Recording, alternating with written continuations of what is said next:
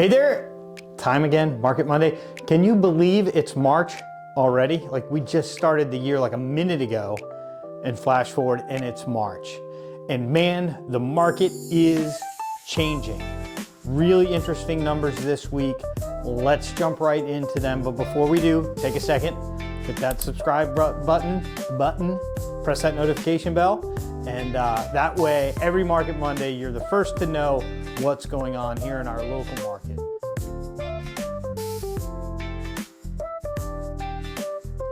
We always start with inventory, new listings, 472 new listings so far this year. That's 72 over the last week. That's a lot. That's a lot of listings in a week, but it's typical for this time of year. And we had, again, 472 listings come on the market. A year ago at this point, we had 498 listings come on the market. So we're down about 5% in new listing inventory coming on the market. So that's an indication that inventory is getting lower and lower and lower. And those of you that follow along with me every week, and I hope that it's everybody that I'm talking to right now, you know that inventory this year is already super, super low coming into the year. And oddly enough, it continues to go lower and lower and lower. And you'll see on the next slide, that trend is continuing. And I'm kind of wondering how long this is going to last, this declining inventory. But again, 498 listings came on the market a year ago compared to 472 now. And again, looking back 5 years, we're at 613 listings coming on the market at this point in the year compared to 472 now 5 years later. The available inventory. When I put together Market Monday, this is the one that I kind of hold my breath and look forward to getting to because this is the one that's most interesting to me because to me, what's available for inventory kind of sets the tone for the entire market. So an unbelievable number, 847 properties for sale right now if you come to Hilton Head Island. That's up over the last week about 6. So again, we had 72 properties come on the market so far this year. And what do we have to show for it? 6 properties right now. It's amazing. A year ago, we were at 1,033. 18% decline in available inventory. It's insane. It's insane. Look back, same thing 5 years ago, March 3rd, 2021, 1,123 properties available. Again, we're sitting right now at 847, an absolutely remarkable number for the beginning of March of a year. This could be, you know, interest rates are coming down. We'll talk about that in a moment. This might end up being the greatest appreciation year that we've ever had, just because of the scarcity of inventory. And interesting, you know, we were talking in the office this morning as I was preparing Market Monday with a couple of my colleagues, and there's some similarities to the COVID year, right? Like the COVID year kind of started off a little bit stagnant, and then COVID happened, and then the government like threw a bunch of money at COVID, and the market exploded. And where are we right now? Market's kind of stagnant, inventory is down. I think the thing that we're going to see that's going to potentially have the same impact this time as the government throwing $7 trillion at the economy like they did during COVID is that the midterm elections are coming up and the current administration is going to want to see real estate doing well at the time of that midterm election. And so when Jerome Powell leaves office in May, I think that equivalent might be this new person comes in, we see a gigantic rate cut with the intention of stimulating, potentially overstimulating the real estate market. And if we go into that with low inventory like we have right now, it could be an unbelievable appreciation event for real estate. I think there's a good likelihood that that's going to be what's around the corner. So that's the supply side. The takeaway, it's way down. Inventory is way down. Now the demand side, right? Pending sales, we're at 324 sales pending. That's 53 over the last week. Where were we 1 year ago? 324. The number is exactly the same. So inventory is down 18%, but the pending sales are the same. We look back 5 years ago, we were sitting at 664 pending sales. Now remember, 2021, we had all that inventory that had built up from the Great Recession, and we came into the pandemic not with 800 and something listings for sale. We came in with like 1,900, 2,000 listings for sale. So we had all this inventory so that we could have a sales number like 664. I don't think we could ever hit a number like 664 right now when we only have 800 and something properties for sale, right? So that is pending sales. Closed sales, 256. So this is the lagging number, right? 256 right now. A year ago, we were at 284. So we're 10% below that. But what we're seeing happening with pending sales ramping up, because they have gone up quite a bit over the last couple weeks, I would expect in the next couple weeks, this closed sales number will catch up to last year and will be at the same or above the closed sales number last year, again with inventory significantly lower than where we were a year ago. So again, closed sales 256. We had 42 in the last week. That number's 10% lower than where we were a year ago at 284, and about 45% lower than where we were in 2021, where at this point we had 468 closed sales. Absorption rate, as you would expect, this number continues to come down. So we had bumped up to 5.9% was the highest that we hit over the last couple months, right? Last week we were at 5.1. This week it goes down again. We're at 5 months, right? So again, 6 months we consider a neutral market. Below 6 months is a seller's market, but the lower that number goes, the more of a seller's market it is. As an example, in 2021, this point in 2021, we're at 3.2 months. That was a very, very strong seller's market with very, very strong appreciation, right?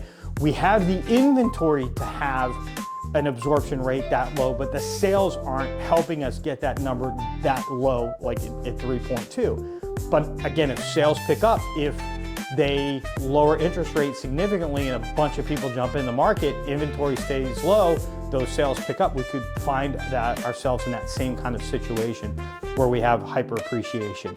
But again, 5.1 right now, 6.1 a year ago, so down quite a bit over the last year. And again, 5 years ago, we were at 3.2. Days on the market, this is the one anomaly. It looks like it stopped. So last week I reported 115. This week it's still 115. So I think we've reached the peak, and I think you're going to start to see this number come down as we go over the subsequent weeks. So we're at 115. We're at 115 last week. A year ago we were at 83. So we're 39% higher than where we were a year ago.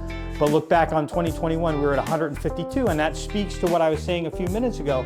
2021, we were still clearing out all of the inventory that we had from 2018 and 2019 and 2020. Things were just sitting on the market. There were 2,000 properties. So when sales really took off in late 2020 into 2021, what we saw was a lot of that older stuff being now priced correctly, and we saw those sales take off, and that's why the number was higher. It wasn't that it was taking that long to sell property, it's that there were a lot of properties on the market that had been on the market a long time when sales took off. Property values, this one, again, this makes it appear that prices have fallen in the last year because this number is now down to 708. So that 708 is the average so far this year. And we had a very, very strong January with the median sale price in the 800s. But through February, that median sale price came down to in the 550 range. So it's really pulled that number down. We just had a month where we sold some lower priced properties, folks. That's it. This does not mean that prices have come down. But last week we reported the median sale price was $780,000. Now it's 708. Year ago it was 736,875, so we're about 4% lower than where we were a year ago. And again, give this a couple months. Let's get some more sales into the data set that we're using. And I promise you, over the last year, we've appreciated somewhere between 4 and let's say 6%. I think that's the realistic number. Compare our 708 right now to 5 years ago. This point in 2021, we're at 466,500. Wrapping it up, inventory, as you can see, way down. Closed sales down, but not down at the same scale that inventory is down.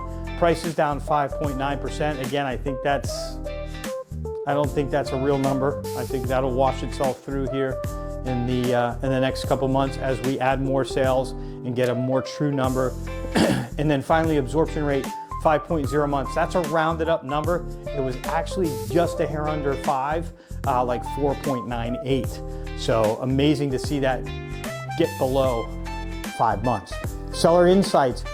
Inventory is way down. That means that you have less competition if you bring your house on the market. It's still not a market that you can be a record-setting price unless you have a record-setting quality home, right? If you have the perfect home that's maintained perfectly, that's perfection on top of perfection, you can set a record. If your house needs, it's not that kind of a market. However, it is a good time because there's no competition.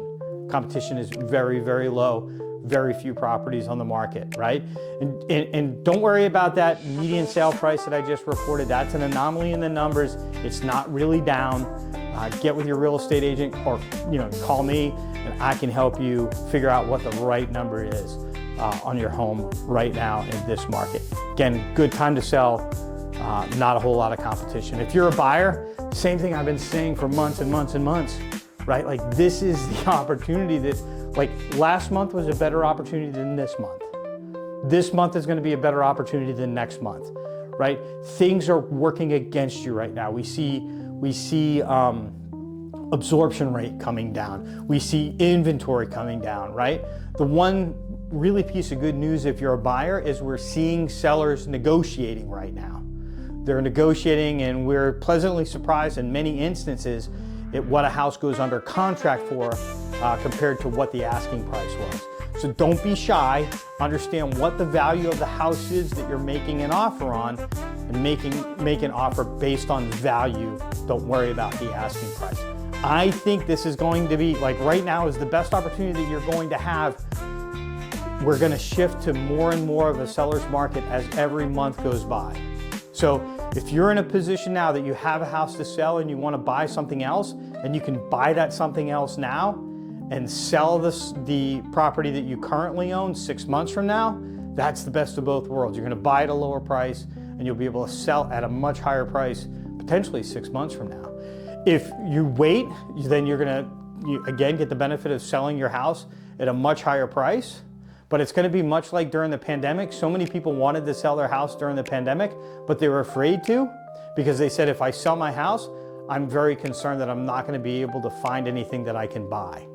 That's what's going to be coming pretty soon. So again, if you can buy it now and then sell yours in the future, that's a good plan. It's such a good plan that it's exactly what I'm doing. I put a house under contract back in September. The house that I'm going to move out of is not on the market yet. Interest rates, lowest level that they've been in well over, I think it's 3 years. We finally dropped under 6% on the 30-year. Last week we were at 6.01, now we're at 5.98. It was actually on the major news channels last week where they were interviewing people talking about what does this mean to you that now interest rates are below 6% for a 30-year. 1 year ago we were at 6.76. The 15-year actually went up a tick over the last week. Last week we were at 5.35, now we're at 5.44. A year ago it was 5.94. And that's a wrap. Market Monday, March 3rd, 2026. Subscribe, hit that notification bell, and we'll see you next week.